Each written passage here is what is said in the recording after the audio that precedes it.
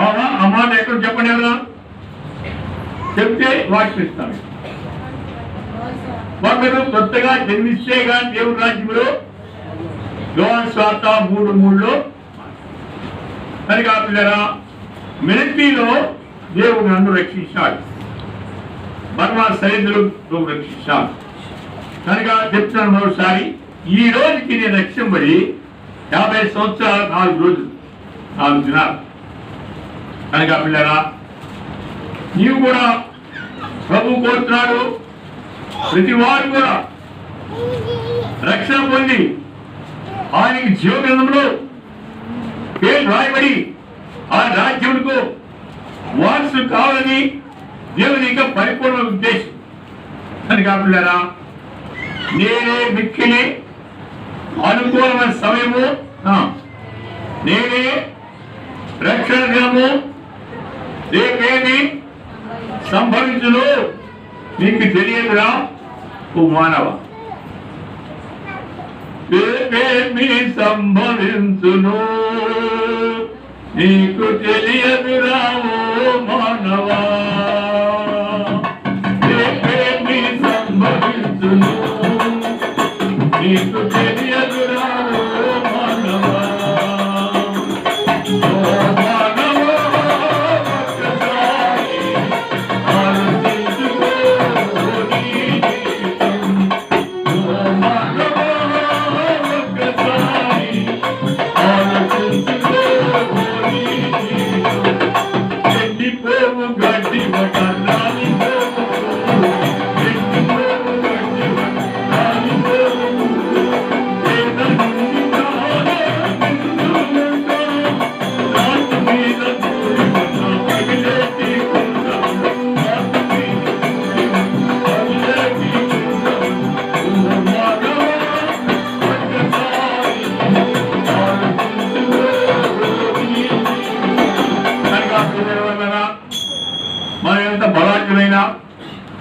ఎంత ఉద్యోగం ఉన్నా, ఎన్ని బ్యాగుల మిత్రులున్నా, ఇవన్నీ కేవలము విడిచిపెట్టి వెళ్ళిపోవాలి. ఒకరు సర్వలోకము సంపాదించుకొని తన ప్రాణముకు పోగొట్టుకున్న వానికి ఏమి ప్రయోజనం. కనుక మరి నతా మీద అన్న అక్కి కూడా వారి ప్రాణాలు కూడా దేవునికి సమర్పించుకొని ఈ ఏరియాలో వాళ్ళు కాని బలపాలు కట్టుకొని అనేకులు ఈ యొక్క మందిరానికి నడిచినారు. కనుక వారిద్దరు దేవుని రాజ్యంలో ఎలా ఉన్నారు? దేవుని యొక్క సన్నిధిలో ప్రభు యేసు క్రీస్తు వారికి బలమైతే ఏం చేస్తారు? వాళ్ళు దేవుని ఆరాధించే వారు ఉంటారు. 4వ అధ్యాయం ప్రకటన కుమార్ చూడండి, ముగించారు. 4వ అధ్యాయం 3వ వచనం, ఆశుడైన వారి దృష్టికి సూర్యకాంతి పద్మరావు పోయినవాడు మరకతమనే ప్రకాశించు ఇంద్రధను సింహాసనం ఆవరించును. కనుక పిల్లరా ఆ సింహాసనం ఏం చేస్తున్నారండి? అదే వచ్చినవాడి ఆ 24 పెద్దలు సింహాసనుడుగా ఎదురు సాగిలబడి యుగములు నమస్కారం చేయొచ్చు. ప్రభువా మా దేవ, మేము సమర్పించి నీ చిత్రంలో ఉండండి, దాన్ని బట్టే కనుక నీవే మహిమ ఘనత ప్రభావం పొందినట్టు చెప్పు ఏం చేశారు వారి జీవితాలు. ఆగినప్పుడు మరి పిల్లరా మరి అన్నట్టు కూడా ఎక్కడున్నారు ఇప్పుడు? సూర్యకాంత పద్మరాగం పూర్ణ మరకతమనే ప్రకాశించు ఇంద్ర సింహాసనం వారు అనగా పిల్లరా నీవు కూడా ఈ లోకం విడిచిన తర్వాత ఆ యొక్క ఇంద్ర ధనుష్ సింహాసన నీవు ఎలాగంటే ఈ రోజు నీ ఇంకా రక్షింపడకపోతే దేవుని నీతిని ఎరచిపోతే ఈ రోజే సమయం మించిపోలేదు. సమయము అంటే మనం రాలేదు, ఇంకా మనము మరణము వచ్చును లోకము ముగియు మానవులకు కృపకాలము దాటిపోవును. ఆ కృపాకాలం దానికి ముందు నేను సమయం ఉండగానే ఈ రోజే తమ యేసుక్రీస్తుని విశ్వాసించుము, అప్పుడు నీవును నీ ఇంటి వారును గొప్ప రక్షణ పొందు.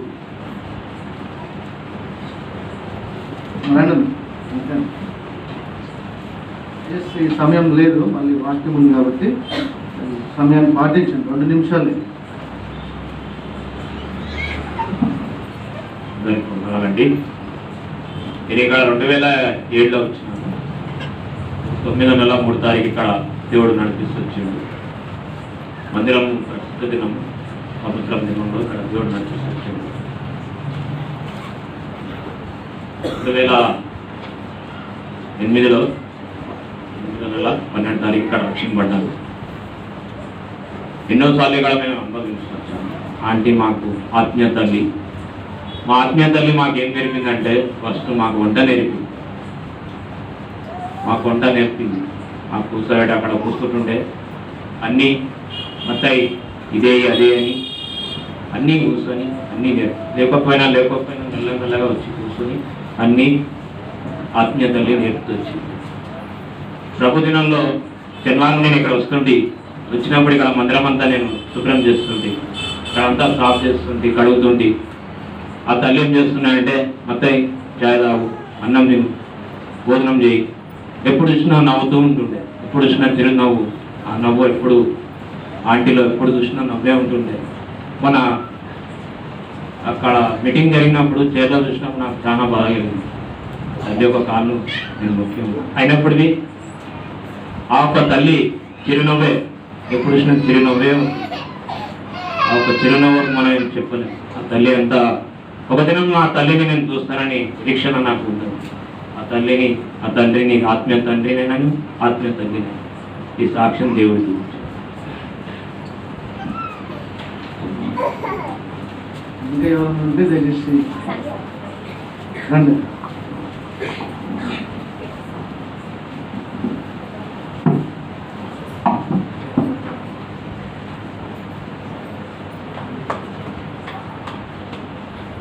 దేవుడు నమ్మని కొందనాలు. మన జీవంగల దేవుడు కనుక మరి సజీవగల దేవుడు సజీ లెక్కలు ఉంచాడు. ఆయనకు ఘనత మహిమ ప్రభావాలు చెల్లిస్తున్నాను. మరి నా సాక్ష్యం ఏంటంటే మరి నేను చాలా విగ్రహారాధనలు చాలా భయంకరంగా పూజలు చేసేదాన్ని. 2003లో మేము రాజీవ్ గాంధీ నగర్లో ఉండేవాళ్ళము. అప్పుడు మాకు అంకుల్ అంటే మాకు పరిచయం పెద్దగా లేదు. చింతలగుంటలో మా చిన్నమ్మ వాళ్ళు ఉంటారు. ఒకరోజు నేను చింతలగుంట వెళ్ళినప్పుడు చిన్నమ్మ పొద్దు తీస్తే ఏమైంది ఏంటంటే నేను చర్చికి వెళ్తున్నానమ్మ అన్నది. అప్పుడే అంకుల్ వచ్చారు, మాకు పరిచయం అయ్యారు. ఆ విధంగా చర్చి చెప్పినారు కాలేజీలో, అక్కడ నడిపిస్తున్నారు అంకుల్. మేము ఆ విధంగా మరి చాలా రోజులు 6 నెలలు వెళ్ళాం, కానీ మేము రక్షణ మా నుంచి తీసుకోలేదు. అయితే మా కోసం చాలా కన్నీరు ప్రార్థన చేశారు ఆంటీ అంకుల్. అయినప్పటికైనా నేను చాలా విగ్రహారాధన పూజలు చేస్తూ బొట్టు పెట్టుకుంటూ భయంకరంగా ఉన్నప్పుడు అసలు అంకుల్ చాలా కన్నీరు కాచి ప్రేయర్ చేసేవారు. 11 గంటల 10 గంటలకు వచ్చేసి అసలు మేము పడుకొని డోర్ వేస్తున్నా కూడా అమ్మ ఉన్నవా బిడ్డ అని చెప్పేసి డోర్ పెట్టి మరీ లేపు ప్రేయర్ చేసి వెళ్ళేవాడు.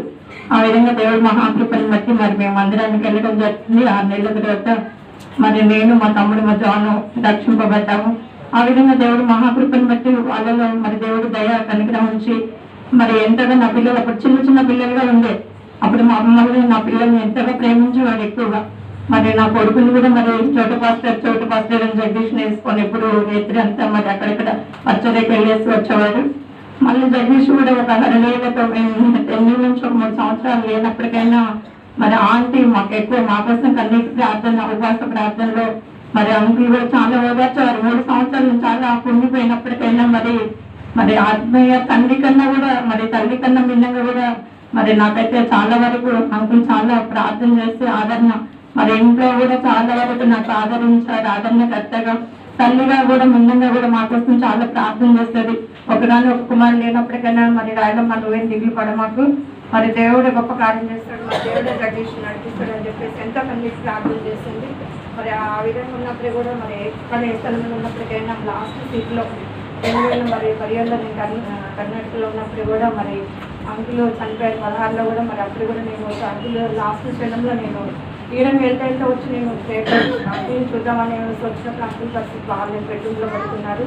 అంకుల్ కోసం మేము మోకరించి ప్రార్థన చేసినప్పుడు అంకుల్ నా చేయబట్టి నా దగ్గర తలబెట్టి ప్రేర్ చేస్తారు. మళ్ళీ మార్నింగ్ వరకు అంకులు లేడు అని చెప్పేసి వార్త తెలిసినప్పుడు నేను చాలా పెట్టుపడ్డాను. మళ్ళీ అదేవిధంగా మళ్ళీ ఆంటీ కూడా నేను ఎప్పుడు కూడా నాది హ్యాపీ బర్త్డే ఆగస్టు 29 నా బర్త్డే.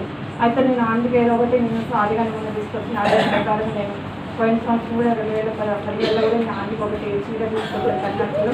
ఎందుకంటే ఆ ద్వారా నేను ఎప్పుడు ఎక్కడున్నా కూడా నేను ప్రార్థన చేయించుకుంటాను. నేను ఆపరేషన్ తీసుకునే దాంట్లో నేను ప్రే చేయాలని నాకు వాగ్దానం కూడా బయట దగ్గర వాగ్దానం కూడా చెప్తారు. ఆ విధంగా లాస్ట్ దానికి ఎంత డబ్బు ఉంది, ఎంత ధనం ఉంది, ఎంత శక్తి బలం ఉన్నా మరి దేవుడి మహాకృపను బట్టి లాస్ట్ కూడా మరి ఆమె నేను ఇక్కడ ఉన్నప్పుడు కూడా ఆమె ఎంతగా నన్ను ప్రేమించిన దేవుడి ప్రేమను బట్టి మరి ఆమె ఎంతగా లాస్ట్ స్థితిలో కూడా మమ్మల్ని మా కొరకు ప్రార్థన చేసి వెళ్ళారు. ఎందుకంటే అన్నిటికన్నా మినమైనది మరి ప్రార్థన శక్తి ద్వారా జయించగలుగుతాం. మరి వాళ్ళు ఎక్కువ ప్రార్థనలు ఉండాలి, నీ పిల్లల్ని నేను దేవుడు కాపాడ్డాడు అని ఆమె ఎంతో ఓదార్చేది, ఎంతో చెప్పేది. మరి అలాంటి తల్లి మన మధ్య లేనందుకు చాలా వరకు మరి బాధకరమే. అయినప్పటికైనా మరి దేవుడు మహాకృపను బట్టి మరి శాఖరాలు లేకపోయినప్పుడు కూడా మరి వేస్తేనే లేవనెత్తుకున్నారు ఆనందం. మరి అంకులు లేని లోటుగా మరి ఆనందం కూడా లేవనెత్తుకున్నారు. వాటి సేవ పరిచయం బలంగా వాడుకోవాలని, ఆ సేవ పరిచయం విస్తరింపచేయాలని దేవుడు బలంగా వాడుకోవాలని నేను ఆశిస్తున్నాను. ఇప్పుడు సంవత్సరం దేవుడు చేస్తున్నాను.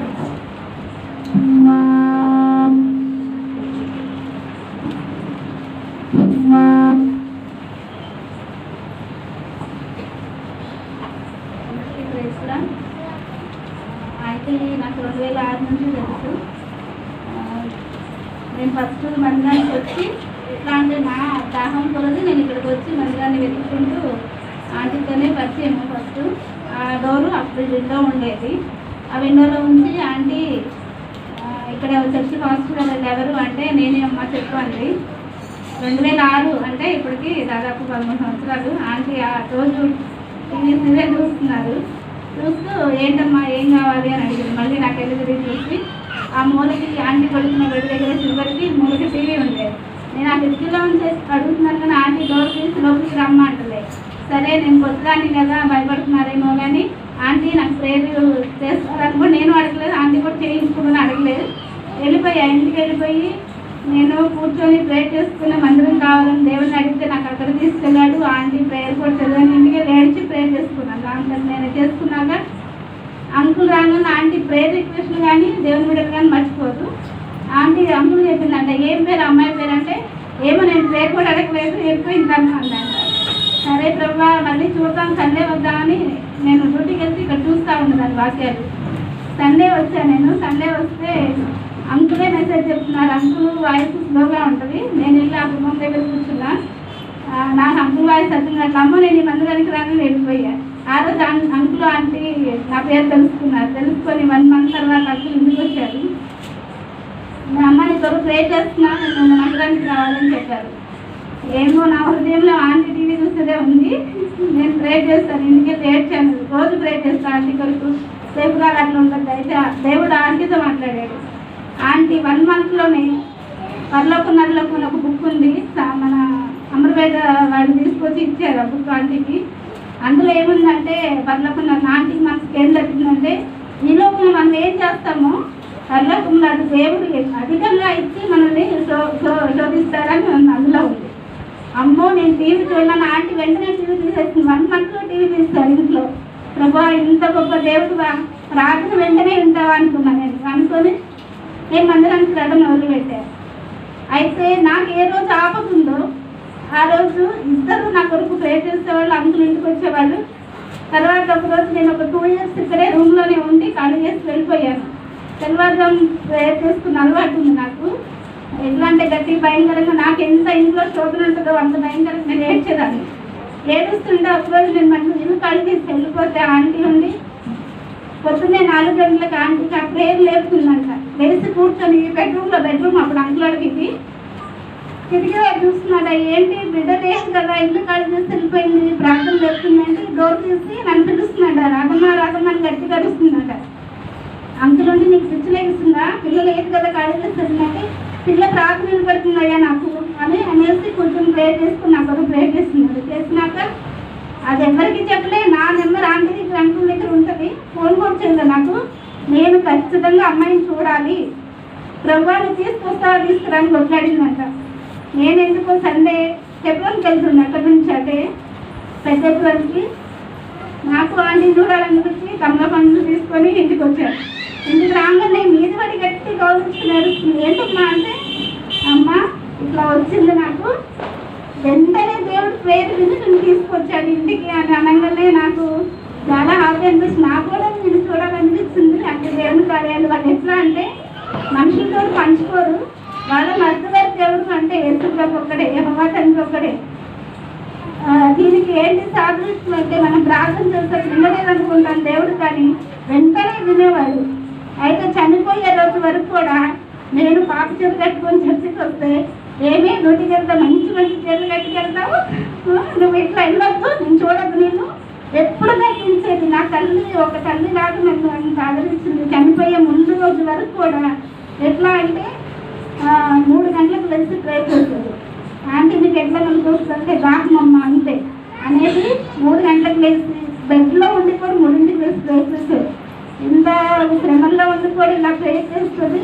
నేను కావాలని ఈరోజు డ్యూటీకి కూడా కొత్త చెప్పేటికి వెళ్తే నా ఫ్రెండ్స్ అందరూ కన్నయ్యారు. ఏంటంటే ఇవాళ మా ఆత్మీ తల్లి చనిపోయిన రోజు ఆమె మనశ్శాంతి ఉండాలి కనుక కట్టుకొచ్చా అంటే అందరూ లాస్ట్ ఇయర్ ఎట్లా ఏడ్చాను, ఓటీలో కేసులో ఉంటే ఏడ్చుకుంటూ బయటకు వచ్చాను.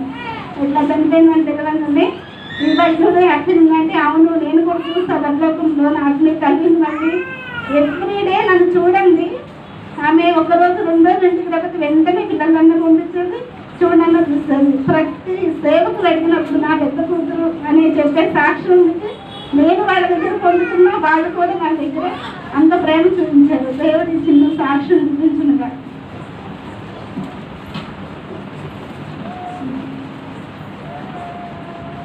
నేను వాక్యం విన్నాం. వచ్చిన కార్యసేవకులు అశోక్ శర్మ అంకుల్ వచ్చినారు. అంకుల్ యాక్చువల్లీ ఇక్కడ లేరు, వెస్ట్ బెంగాల్లో పరీక్షలు చేస్తున్నారు అంకుల్. ఇంకొకటి అంకుల్కి ఫోన్ చేయగానే అంకుల్ నేను ఇక్కడే ఉన్నా హైదరాబాద్లో అంటే అంకుల్ని ఆహ్వానిస్తున్నాం.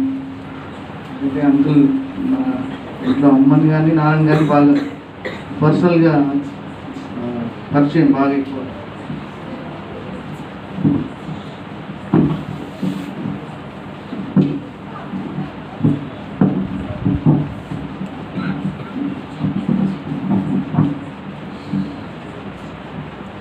దేవుని వాక్యంలో మాట్లాడుకుంటాం.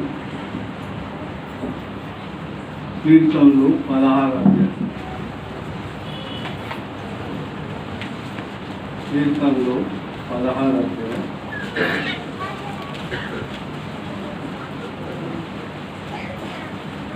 మూడు వచనం. ఇది మొదటి 3 వచనం చదువుకుంటాం. అందరు విగ్రహంగా అందరు కలిసి చదువుకుంటాం. కీర్తనలు 16 అధ్యాయం మొదటి 3 వచనం.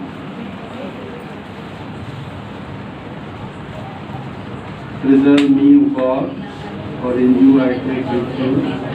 I say to the Lord, you are my Lord. I have no good apart from you. As for the sun and land, they are the excellent ones in whom is all my delight. ప్రార్థన చేసుకుంటాం. ప్రభు మాట చేత మనందరితో మాట్లాడే విషయంలో దేవుని సహాయం కోరుకుంటాం.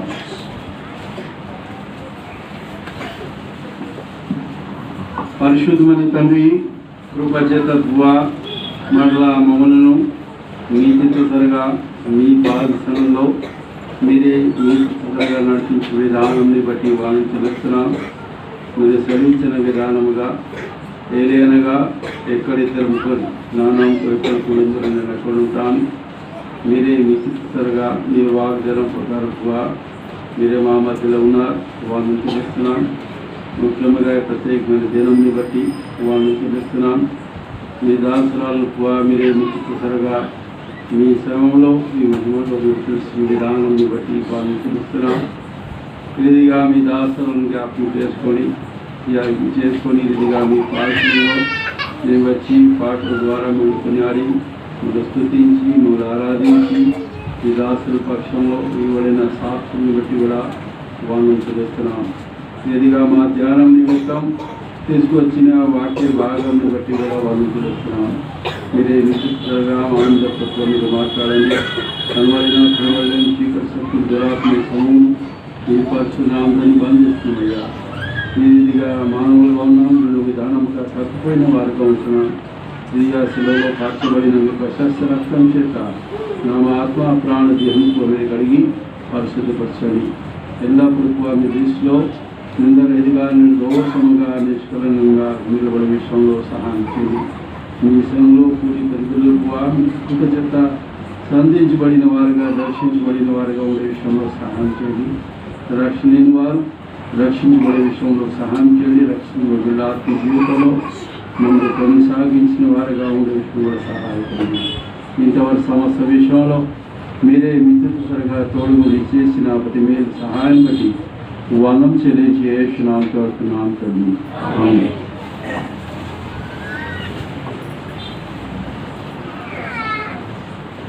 వాక్య పరిసరాలు వెళ్ళకముందు ఒక మాట నేను చెప్పాలనుకున్నాను. నా పేరు అశోక్ శర్మ. తెలుగు నా భాష కాదు, నేర్చుకొని మాట్లాడుతున్నాను. ఎక్కడ తప్పిపోతే నాకు తెలియదు కదా. ఏడు తప్పిపోతే ఏడు తప్పు మాట్లాడితే నాకు తెలియదు. ముందే క్షమాపణ అడుగుతున్నాను. ఎందుకంటే దేవుడి మీతో మాట్లాడాలి. దేవుడి చిత్తం దేవుని ఏర్పాట్లో ఉన్నది. ఇక నేను హిందూ బ్రాహ్మణ కుటుంబంలో పుట్టి సొంత గ్రామం నా ఢిల్లీయే. 1982లో దేవుడు కృప ఇచ్చారు. ఆయన కృప చేత నేను రక్షించబడినాను. రక్షించబడిన తర్వాత 82 నుండి ప్రభు సేవలు తీసుకొచ్చి 36 సంవత్సరాలు ప్రభు సేవలు అయిపోయినాయి. తర్వాత నా తారీఖులతో కలిసి 2000 నుండి అంటే ఆల్మోస్ట్ 19-20 సంవత్సరం నుండి బాగా పరిచయము కలిసి పరిచయం చేసినాము. తర్వాత ఈ మందిరం కూడా మేమే ప్రారంభించిన ఆ సమయంలో కదా, మనమే ఓపెనింగ్ చేసినాం కలిసి ఈ ప్రాంతంలో. దేవుడు వైద్యుడిగా అక్కడ లేదు, కానీ వాళ్ళు ప్రారంభించిన కార్యమే కొన్ని సాగిస్తూ చాలా కొన్ని సంవత్సరం తర్వాత వచ్చినా కూడా చాలా సంతోషం. చాలామంది కొత్త వాళ్ళుగా ఉన్నారు. దేవుడు మిమ్మల్ని సంధించి దర్శించి ఆశించుగా సాక్ష్యం ఇచ్చిన కదా. చాలామంది సాక్ష్యం ఇచ్చారు కదా. సాక్ష్యాలు ఎట్లా ఇస్తారు చెప్పండి, మీరు చెప్పండి. సాక్ష్యాలు ఎట్లా ఇస్తారు? ఏమైతే చూసినామో అంతే కదా, ఇంకా ఏమైతే విన్నామో, ఇంకా ఇంకా ఏమైతే అనుభవించినామో, చూడకుండా వినకుండా అనుభవించకుండా సాక్షులు ఇవ్వలేము. నిజం కదా. అక్క విషయంలో అన్న విషయంలో అక్కడిని చూసినాము, విన్నాము, వాళ్ళతో సహవాసం చేసినాము. చేశారా లేదా? చేశారా లేదా చెప్పండి. చేశారు కదా. అనుభవించిన వాళ్ళ ప్రేమను రుచించినారు కదా.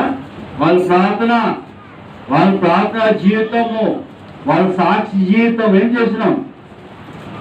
చూసినాము, విన్నాము, అనుభవించినాం. దాన్ని పెట్టి ఏమిస్తున్నాం అంతే కదా. ఇదిగా దేవుడు కూడా మన ఏదో సాక్ష్యం ఇవ్వాలి ఇష్టపడుతున్నాడు కదా. ఇస్తారా లేదా చెప్పండి. అబ్రహాం విషయంలో దేవుడు సాక్ష్యం ఏమిచ్చినాడు? ఆయన స్నేహితుడు ఇచ్చాడా లేదా? ఏ విషయంలో దేవుడు ఏం సాక్ష్యం ఇచ్చినాడు తెలుసా? ఆ యువకులు మొదటి అధ్యాయం ఏం సాక్ష్యం ఇచ్చినాడు? నమ్మకమైన దాసు. మోస విషయంలో కూడా సాక్ష్యం ఇచ్చారు కదా. ఏదైనా అందరి విషయంలో తెలుసు కదా. యేసు ప్రభు విషయంలో కూడా సాక్ష్యం ఇచ్చారు కదా. ఎక్కడ ఇచ్చారు? మత్తయి సువార్త 3వ అధ్యాయం 17వ వచనం చదవండి మాట. మత్తయి సువార్త 3వ అధ్యాయం 17వ వచనంలో ఏం సాక్ష్యం ఇచ్చినాడు దేవుడు యేసు ప్రభు విషయంలో? ఈయనే నా ప్రియ కుమారుడు, ఈయనలో నేను ఆనందిస్తున్నాను. ఎవరిచ్చారు సాక్షి? తండ్రి సాక్ష్యం ఇచ్చారు కదా. తన ప్రియ కుమారుడు మనకు అనుగ్రహించాం. దేనికోసం చెప్పండి. పాపములో పుట్టిన మానవుడు, పాపంలో పెరిగిన మానవుడు మన కోసమే దేవుడు తండ్రి ప్రేమించి తన ప్రియ కుమారుడు మనకు అనుగ్రహించినాడు. దేని కోసమో కాదు కాదు, చెప్పండి. మనం కూడా ఆయనకు ప్రియులుగా ఉండాలా ఆయన కోరుతున్నాడు. నిజమా కాదు చెప్పండి. మనం ఆయనకు ప్రియులుగా ఉండాలా ఉద్దేశంతో ఆయన తన ప్రియ కుమారుడు మనకు అనుగ్రహించినాడు. ఇంకా రెండోది, ఇంకేం సాక్ష్యం ఇచ్చినాడు తండ్రి కుమారుడు విషయంలో? ఆయనలో నేను ఆనందిస్తున్నాను అన్నాడా లేదా తండ్రి? ఒక చిన్న ప్రశ్న మనకు. తండ్రి మమ్మల్ని ప్రేమించి తన అతిథి కుమారుడు మనకు అనుగ్రహించాడు కదా, ఆయన మూలముగా ఆయన కృప చేత మనం రక్షించబడిన వారుగా ఉన్నాము. యేసును స్వతంత్రంగా అంగీకరించినాము. కుమారుడు మనకు అనుగ్రహించబడినాడు. దేవుని వాక్య ప్రకారం చూస్తే ఆ కుమారుడు మనకు అనుగ్రహించబడిన తర్వాత దేవుని ఉద్దేశం ఏంటిది? మరి నా ఎడల మా ఎడల ఏంటిది? ఏ ఉద్దేశము? ఆయనకు మనము ప్రియులుగా ఉండాలి. ఆయనకు మనము ఎట్లా ఉండాలా? ప్రియులుగా ఉండాలి. ఇంక చూస్తే ఇంకేముంది? ఆయనలో ఆయన ఆనందించినప్పుడు మనలో కూడా ఆయన ఆనందించాలి ఇష్టపడుతున్నాడు. నిజమా చెప్పండి? మనలో కూడా ఆయన ఆనందించాలి ఇష్టపడుతున్నాడు. కానీ ఎప్పుడు ఆనందిస్తాడు చెప్పండి? అక్కను చూసి ఎంతమంది, అక్కను చూసి ఎంతమంది ఆనందించినారు చెప్పండి? అందరూ ఆనందించారు కదా. సాక్ష్యం విని కదా, ప్రవర్తన చూసి, వాళ్ళ జీవితం చూసి, వాళ్ళ విశ్వాస జీవితం చూసి కదా చూసినాము, విన్నాము, అనుభవించినాము, రుచించినాము. దాన్ని బట్టి అయితే ఆనందించినాము కదా. ఆనందించినప్పుడు ఆ అక్క విషయంలో మనము సాక్ష్యం ఇస్తున్నాం. ఆల్రెడీగా దేవుడు కూడా మా ఎడల ఏం చూస్తున్నాడు? అనుదినము మమ్మల్ని చూస్తున్నాడా లేదా? ఎక్కడున్నాడు ఆయన? పర్వతంలో ఉన్నాడా? ఏం చేస్తున్నాడు? తెలియదు కదా. చదవండి మత్తయి సువార్త 18:20 ఏం రాయబడి ఉంది? మత్తయి సువార్త 18:20 ఏం రాయబడి ఉంది? చదవండి గట్టి. ఏదైనా ఎక్కడిద్దరు ముగ్గురు నా నామమున ఎక్కడ కూడిందరు అక్కడ నేనే వారి మధ్యలో. ఎక్కడున్నాడు యేసు? ఇప్పుడు మన మధ్యలో ఉన్నాడు కదా. మన మధ్యలో కాక ఇంకేముంది? ఇంకెక్కడ ఉన్నాడు ఆయన? మన యుద్ధంలో ఉన్నాడు లేదా? మొదటి గురించి 3 పదాలు ఏం రాయబడి మీరు ఎరగరా? చదువుని మాట. మొదటి గురించి రాజపత్రిగా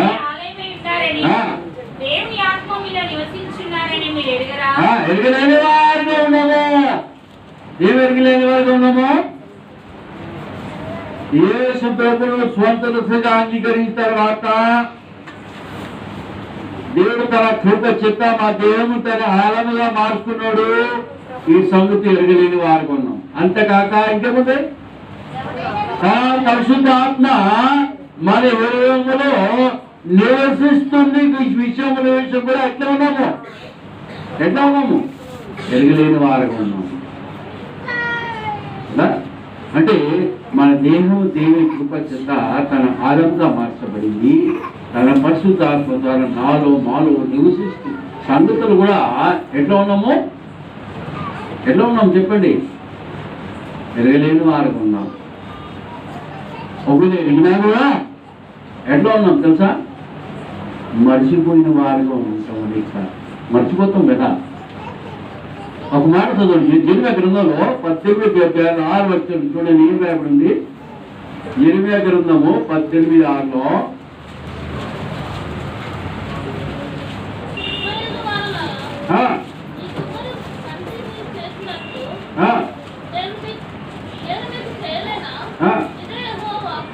ఇంకా మొదటి నుండి చదవండి. మొదటి 6 వచనం చదవండి. ఇంకా క్లియర్ అర్థమైంది. ప్రత్యక్షమైన వాక్కు, నీవు లేచి కుమ్మరి ఇంటికి పొమ్ము, అక్కడ నా మాటలు నీకు తెలియజేతును. నేను కుమ్మరి ఇంటికి వెళ్ళగా వాడు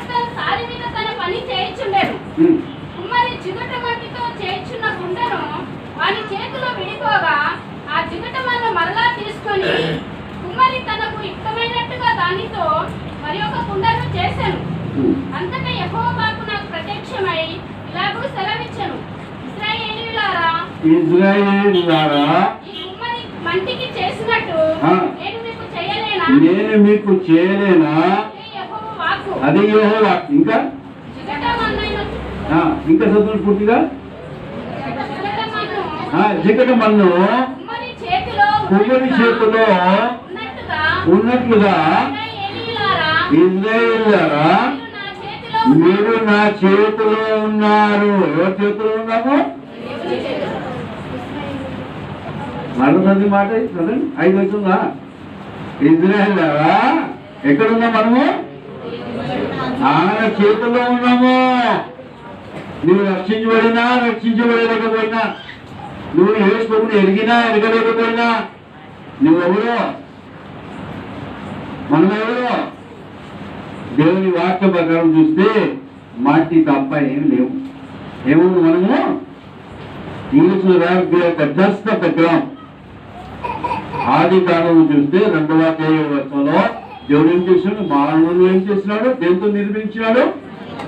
మన్నుతో కదా. మన్ను actually this is not the right translation. మన్ను కాదు, ఇంగ్లీష్ లో ఉంది God created man from the dust of the ground.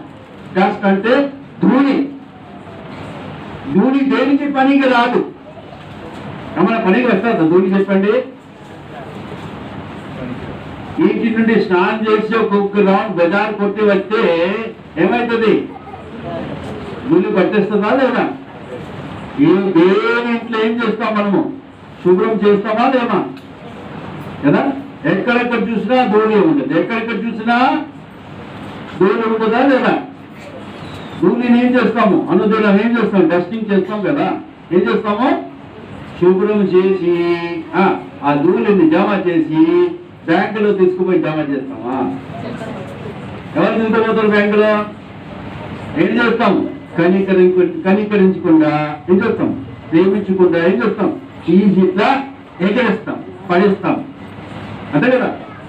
అంటే యూజ్లెస్ అండ్ దేనికి పనికి రాదు ధూళి. ధూళిని జమ చేసి విత్తనం విత్తినా పంటలు రావు. దీనిగా పనికి మాల ధూళిని దేవుడు ఏం చేశాడు? ఏర్పరచుకున్నాడు కదా.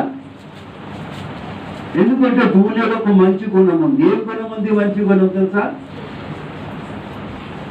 ధూళి ఒక మంచి good character is there in the dust లో.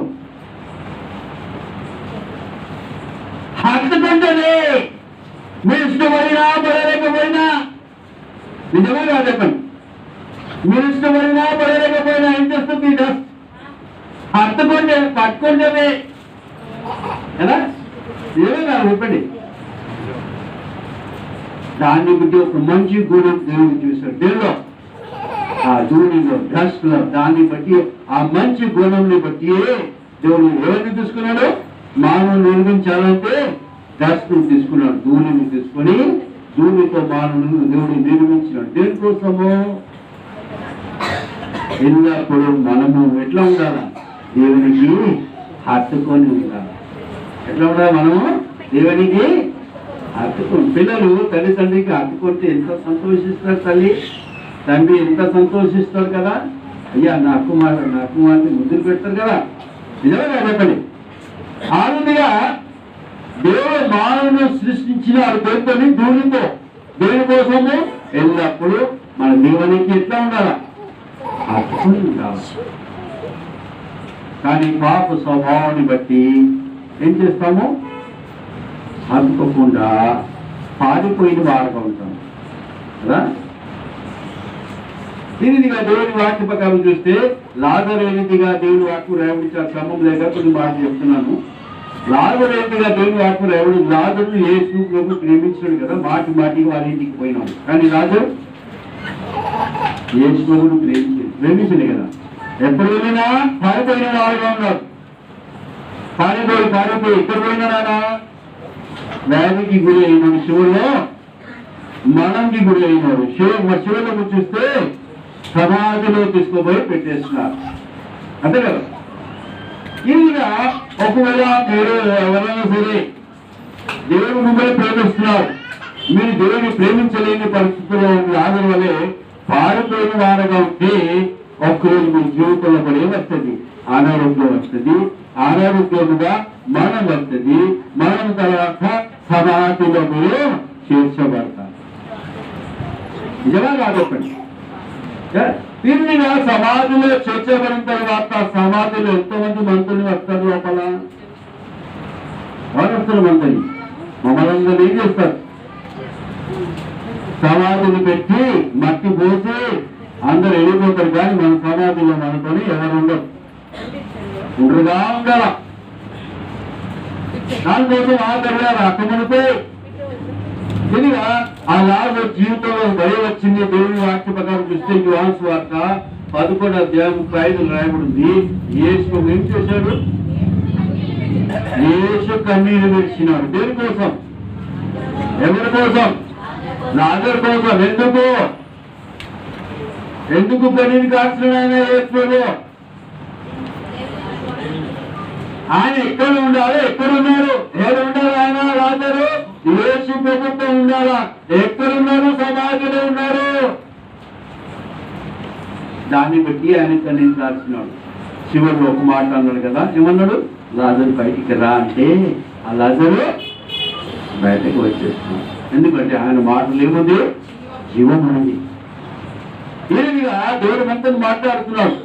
ఒకవేళ మనం కూడా యేసు ప్రభువుని విడిచిపెట్టి లాజరు వలె పారిపోయిన వారుగా ఉంటే ఈ రోజు దేవుడు మాట్లాడుతున్నాడు.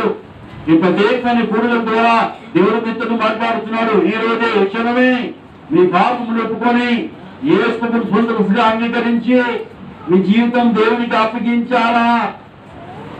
దేవుడు మీ ఎవరాయం కోరుతున్నాడు. ఎల్లప్పుడూ ఆయనతో నిరంతరం మీరు జీవించాలా దేవుడు కోరుతున్నాడు. దేవుని ఇష్టము లేదు. మీ పాపముని బట్టి మీరు మరణించాలా? దేవునికి ఇష్టము లేదు.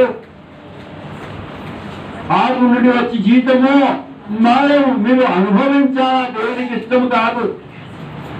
దాన్ని బట్టి దినం ప్రత్యేకించి దేవుడిని పరిశీలించినారు.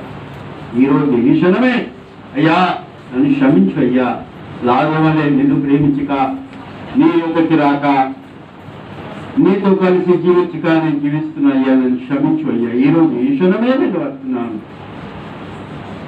అప్పుడు దేవుడు నువ్వు కలిగిస్తాను. తిరిగిగా ఎప్పుడైతే లాజరు మీరు ప్రభువును అంగీకరిస్తే ఎల్లప్పుడు ప్రభుతో ఏం చేస్తాం? జీవిస్తాము. ఎందుకు? ఒక మాట అన్నాడు చదవండి. యోహాను వార్త 11వ అధ్యాయం 25-26 వచనం. అందుకు యేసు పునరుత్థానమును జీవమును నేనే, నా యందు విశ్వాసం ఉంచువాడు సానిపోయినాడు కదా బతుకను, బ్రతికి నా యందు జీవించేవాడు ఎన్నటికీ మీరు చనిపోవాలా? లేకపోతే ఎన్నటికీ చనిపోకూడదు? ఏం చేయాలా? నీ ఇష్టం. నమ్ముకుంటే ఏం చేయాలా? యేసు ప్రభువుని నమ్ముకుంటే ఎన్నటికీ చనిపోదు. అంటే ఎవరైతే యేసు ప్రభువుని నమ్ముకుంటారో దాని భావం ఏంటిది? వాళ్ళు మరణమును జయించిన వారుగా ఉంటారు. పాపమును జయించిన వారుగా, మరణమును జయించిన వారుగా, సమాధిని జయించిన వారుగా. చివరిలో చూస్తే అపవాదిని కూడా వాళ్ళు, సాతాను కూడా జయించిన వారుగా ఉంటారు. దేవుని ఏర్పాటు మనందరి ఎడల ఏముంది? ఏదిగా కన్నా కూడా దేవుని నమ్మి అంగీకరించి దేనికోసం తన జీవితం వాళ్ళు గడిపి ఈ లోకం నుండి తన జీవిత యాత్రను ఏం చేశారు? ముగించి వెళ్ళిపోయినారు. ఒక దినం మేము కూడా వెళ్ళిపోవాలి కదా. వెళ్ళిపోవాలా లేదా? వెళ్ళిపోవాలా లేదా? ఆ గడియ వస్తుంది, ఆ దినం వస్తుంది, తెలియదు. ఒక దేవుని దాసుడు చెప్పినాడు, మానవుడు మరణము నుండి లేక మానవుడు సమాజం నుండి ఎంత దూరంగా ఉన్నాడు తెలుసా? మన సమాజం మనకంటే ఎంత దూరం ఉంది తెలుసా? తెలియదు కదా. ఆఖరి శ్వాస ఎప్పుడు తీసుకుంటాం మన జీవితంలో, వెంటనే ఎక్కడ పోతాం మనం? ఎంత దూరం ఉంది చెప్పండి? మనకు తెలియదు, నాకు తెలియదు. నెక్స్ట్ ఊపిరి నేను శ్వాస నాది ఆఖరి శ్వాస కావచ్చు, అంతే కదా? మీరు కూర్చుని ఆఖరి శ్వాస ఎప్పుడు తీసుకోండి మనకు తెలియదు. మన జీవితం ఆఖరి శ్వాస ఎప్పుడు చూసుకుంటాము? వెంటనే సమాధిలో చేర్చాం. అంటే మనకు మన సమాధి మధ్యలో ఎంత దూరం ఉంది? ఒక శ్వాస మాత్రమే. ఓన్లీ వన్ బ్రెత్ డిఫరెన్స్ ఉంది. ఎంత డిస్టెన్స్ ఉంది? Only one breath. తెలియదు. ఎప్పుడైనా కౌంట్ చేస్తారా? శ్వాస ఎప్పుడు చూసి దినంలో ఎన్నిసార్లు తీసుకుంటే ఇచ్చి పెడతాం పోయి ఎవరు గమనించరు కదా. ఈ రోజు మన జీవితం ఆఖరి శ్వాస ఎప్పుడు తీసుకుంటాం కదా. దానికోసం ఆ గడియ రక్తం ఉడిపి మనం ఏ శ్రమించాలా, స్వంతరస్గా అంగీకరించాలా. ఇంకే అంగీకరిస్తే చాలా ఇంకేం చేయాలా? ఆయనతో కలిసి జీవించాలా, ఆయనకు ప్రియులుగా ఉండాలా, ఆయనకు మన జీవితం చేతం చేయాలా, ఆయనతో ఆనందింపు వారుగా చేయాలంటే he should enjoy your life. అంటే ఆయన మన జీవితం చేత ఆనందించాల. చివరిలో చూస్తే ఏముంది? ఏ రీతిగా మనమందరం సాక్ష్యం ఇచ్చినాం కదా, ఆయన కూడా మన ఎడల ఏం చేయాల? సాక్ష్యం దేవుడు ఎప్పుడు ఇస్తాడు చెప్పండి? మనం సాక్ష్యం ఎప్పుడు ఇస్తాము? చూసి విని అనుభవించి, అంతే కదా. దేవుడు ఎప్పుడు సాక్ష్యం ఇస్తాడు? మన హృదయం అంతరంగంలో చూసి ఏ రీతిగా ఆయనతో కలిసి నడుస్తున్నామో, ఏ రీతిగా ఆయన కోసం ఆకలి దాహం కలిగిన వారుగా ఉన్నామో, ఏ రీతిగా ఆయనకు ప్రేమించిన వారుగా, ఏ రీతిగా ఆయన కోసం ఆకలి దాహం కలిగిన వారుగా, ఏ రీతిగా మనసమం ఆయనకు ఇస్తున్నామో అని చూస్తున్నాడు. చూస్తున్నాడు, వింటాడు, అనుభవిస్తాడు. ఎంతకాలం ఆయనతో సమయం గడుపుతున్నామో ఇవన్నీ గమనించి విని చూసి అప్పుడు సాక్ష్యం ఇస్తాడు. నిజంగా చెప్పండి. ఈ విధంగా ఈ దినంలో దేవుడు మన ఇద్దరు కూడా మాట్లాడు, స్పష్టంగా మాట్లాడు. మన జీవితం ఏం చేయాలా? అప్పగించాలి. అయ్యా నా జీవితం ఎట్లా ఉంది? అంగీకరించినానయ్యా, నిరాకరించు కడగబడినాను కానీ నిరీక్షణ కలిగిన వారుగా, లేక ఇంకొక విధానం చెప్పాలంటే ఎట్లా ఉన్నాను? అజాగ్రత్తగా నడుస్తున్నాను, నిన్ను మర్చిపోయిన వారుగా, నిన్ను విడవకుండా చూపిస్తున్నానయ్యా. నా దేవుని ఆలయంగా మార్చుకున్నాడు సంగతి నేను మర్చిపోయినానయ్యా. నువ్వు నా ఆలయంగా నేను మర్చిపోయిన వారుగా ఉన్నాను. అంటే నిజమే కాదు చెప్పండి. నాలో ఉండి నాతో ఉండి కూడా నేను మర్చిపోయిన వారుగా ఉన్నాను అయ్యా. మర్చిపోతే చాలా శ్రమ తెలుసా. ఎక్కడ రాయబడి ఉంది? కీర్తనలు 50 అధ్యాయం 22 వచనం చూడండి. దేవుని మర్చిపోతే చాలా ఘోరమైన విషయం. కీర్తనలో 50 అధ్యాయంలో 22 వచనంలో ఒకవేళ దేవుని మర్చిపోతే ఎవరు రాయబడి ఉంది? ఎవరు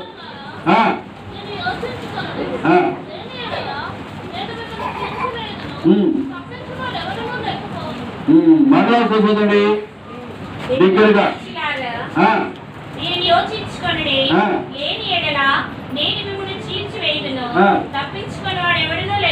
అమ్మా దేవుని మర్చిపోతే ఏం రాయబడింది? మరలా చూడండి. దేవుని మర్చిపోవాలన్నారా? దీనికి యోచించుడి. లేని ఎడల నేను మిమ్మల్ని చీల్చివేస్తాను. తప్పించి వాడు ఎవరుండడు. దేవుని మర్చిపోతే దేవుడు ఏం చేస్తాడు? చీల్చి వేసేస్తాడు. ఎవరు తప్పిస్తాడు? మనలో అందరి కలుగుతుంది మాట. ఏం రాదు కీర్తనలో 52లో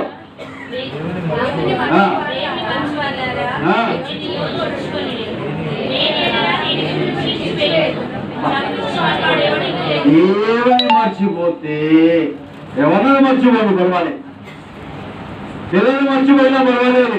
తల్లిదండ్రులు మర్చిపోయినా పర్వాలేదు, అక్క చెల్లెలు మర్చిపోయినా పర్వాలేదు, అన్నతమ్ములు మర్చిపోయినా పర్వాలేదు, ఉద్యోగమును మీ వ్యాపారం మర్చిపోయినా పర్వాలేదు, కానీ మీ ఇల్లును మర్చిపోయినా పర్వాలేదు. ఇప్పుడు ఇక్కడ నుండి ఏం చేయాలి? మీటింగ్ ముగించిన తర్వాత ఏం చేయాలి? మన ఇందరు ఇల్లు పోవాలి. గొప్పగా మన ఇల్లు మర్చిపోతే ఎట్లా ఉంటుంది చెప్పండి? నా ఇల్లు నేను ఎక్కడ నాకు ఇల్లు తెలియదంటే నా గతి ఎట్లా ఉంటుంది? మీ ఇల్లు మీరు మర్చిపోతే ఎట్లా ఉంటుంది? కానీ ఏముంది, మన ఇంట్లో మర్చిపోయినా పర్వాలేదు, కానీ దేవుని మాత్రము మర్చిపోవద్దు. దేవుని మర్చిపోతే ఏం రాయబడింది? దేవుడే చీల్చివే. చాలా భయంకరంగా దానికోసము దేవుడు మనతో మాట్లాడుతుంది. చదివిన వాక్య భాగం చదువు మరొకసారి. కీర్తన 16లో 3వ వచనం.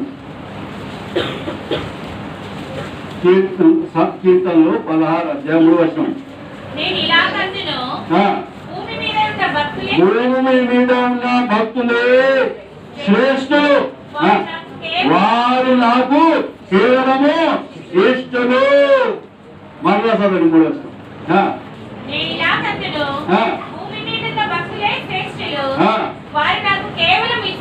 చూడండి దేవుడు ఏం మాట్లాడుతున్నాడు? భూమి మీద ఉన్న భక్తులే ఎవరు? శ్రేష్ఠులు. ఎవరు దేవుని జ్ఞాపకం చేసుకుంటారు, ఎవరు దేవునికి భక్తులుగా ఉంటారో దేవుడు ఏమంటాడు? నాకు శ్రేష్ఠులు. ఇంకా నా శ్రేష్ఠులు. దేవుని దృష్టిలో నువ్వు శ్రేష్ఠులుగా ఉండాలా ఇష్టపడుతున్నావా? దేవుని దృష్టిలో నువ్వు దేవునికి ఇష్టలుగా ఉండాలా ఇష్టపడుతున్నావా? అప్పటికేం చేయాలి? ఇప్పుడే క్షణమే ప్రభు పలికిన విధానం ఏముంది? ఏదైనాగా ఎక్కడ 2-3 నాన్నతో ఇక్కడ కూడి నేను అక్కడ ఉంటాను, మధ్యలో ఉన్నాడు కదా. దేనికోసం ఉన్నాడు ఆయన? దేనికోసం ఉన్నాడు? పని లేకుండా ఆయన రాలే. వాగ్దానం ఇచ్చి వాగ్దానం నెరవేర్చిన నిమిత్తం మన మధ్యలో వచ్చినాడు. దేనికోసం వచ్చినాడు? మమ్మల్ని క్షమించాలి కదా. ఎక్కడ పొరపాటు చేసినా మమ్మల్ని కడగాలి. తన ప్రశస్త రక్తంతో మమ్మల్ని కడిగి తన దృష్టిలో నిందారేదిగా, నిర్దోషముగా, నిష్కలంగా నీళ్లు పెట్టాలా ఆయన ఇష్టపడుతున్నాడు. భక్తులుగా ఆయన ఉండాలి. ఆయన భక్తులుగా ఉండి ఆయన దృష్టిలో మనం శ్రేష్ఠులుగా ఉండాలి, శ్రేష్ఠులుగా ఉండాలి, ఆయనకి ఇష్టలుగా ఉండాలి దేవుడు కోరుతున్నాడు. దానికోసమే ఈ ప్రత్యేకమైన కూడిక దేవుడు ఏర్పాటు చేశారు. నేను అనుకోలే కదా. నేను ఇక్కడ నుండి 1000 కిలోమీటర్ దూరం ఉంటాను, బిలాస్పూర్లో ఉంటాను, ఛత్తీస్గఢ్లో. అనుకోలేదుగా వచ్చి అన్న తమ్ముడు ఫోన్ చేసినాడు, రేపే నేను వెళ్ళిపోవాలి తెలియదు నాకు. వచ్చిన సరే దేవుని ఏర్పాటు అనేది ఇంకొని వచ్చిన ఈజీగా దేవుని దృష్టిలో ఎట్లా ఉండాలి? మనము శ్రేష్ఠులుగా ఉండాలి, దేవునికి ఇష్టలుగా ఉండాలి కదా. ఈ రీతిగా దేవుడు మనతో మాట్లాడుతున్నాం కదా. మోకరించి మన జీవిత దేవునికి అప్పగించి ఆయనకు ఇష్టలుగా ఉండే విషయం దేవుడు మనకు సహాయం చెందిరాక ప్రార్థన చేసుకుంటాం.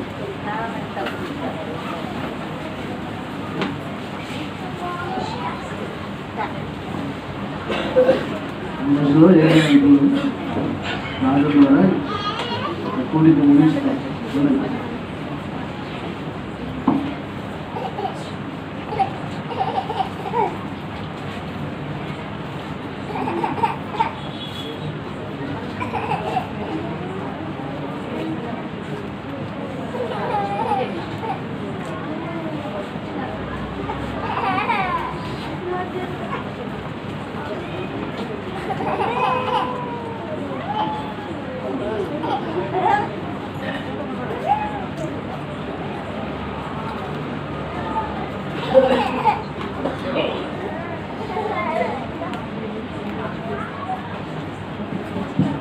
ఈ సమయంలో మనము దేవుని వాక్యం విన్నాము.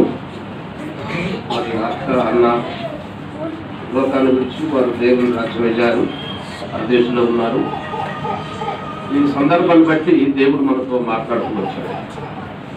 ఆత్మ విషయంలో మనం ఎంతో జాగ్రత్తగా ఉండాలని, ఒకవేళ ఇంకా రక్షణ లేక అజాగ్రత్తగా నిర్లక్ష్యంగా ఉన్నట్లయితే ఇక స్నేహితులారా, సహోదరులారా, సమయము అన్నగారు చెప్పారు ఏ సమయంలో ఏమి సంభవించునో తెలియదు. కాబట్టి మనము వ్యాపాటి వారము అంటాడు, మన జీవం ఏపాటిది అంటున్నారు. కాబట్టి మన జీవాన్ని కాపాడుకోవడానికి యేసుప్రభు వారు ఇంత త్యాగం చేశాడు కనుక ఈ రాత్రికాల సమయంలో ప్రభు మనతో మాట్లాడినప్పుడు మన హృదయాన్ని స్పందన చేసింది. దాన్ని బట్టి ఎవరైనా తీర్మానం చేసుకున్న వాళ్ళు ఉంటే మీరు హస్తాలు పైకెత్తి చూపించినట్లయితే మీ దగ్గరికి మన సహోదరులు కార్డు తీసుకొని వస్తారు, తీర్మానం కార్డు. అందులో మీరు పేరు రాసి, మరి మీ పేరు, తర్వాత మీరు ఉండే స్థలము, ఆ విధంగా డేట్ వేసి మీరు దాన్ని ఆ ఫామ్ను ఫిలప్ చేయండి. మీ ఫోన్ నెంబర్ కూడా అందులోనే ఫిలప్ చేయండి. అవి మేము ప్రార్థన చేసుకుంటాం. మీరు కూడా రక్షణ తీర్మానం చేసుకున్నట్లయితే మేము ప్రభు సన్నిధిలో ప్రార్థన చేస్తాం.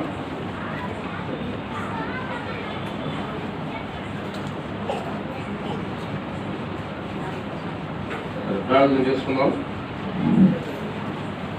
ప్రేమ కలిగిన మా తండ్రి, పరిశుద్ధుడమైన మా దేవ, సర్వాధికారిమైన మా తండ్రి, మహాగణుడ, మహోన్నతుడ, పరిశుద్ధుడమైన మా దేవ, ఈ రాత్రి మరి అన్నగారు, అక్కగారు మా మధ్యన వారు చేసిన సేవ, వారి జీవితము, వారి యొక్క ప్రవర్తన, వారి యొక్క మందలింపులు, మాతో మాట్లాడే విధానము, వారు ఈనాడు లేదు కానీ లేకపోయినప్పటికీ వారి జీవితాలు మాట్లాడుతూ ఉన్నాయి. ప్రభువా, వారు చేసిన త్యాగము, వారు సమకూర్చిన ప్రజలు, నిర్మించబడిన స్థలము, సేవా పరిచర్య, ఇవన్నీ కూడా మా కళ్ళకు కట్టినట్టుగా కనిపిస్తూ ఉన్నాయి.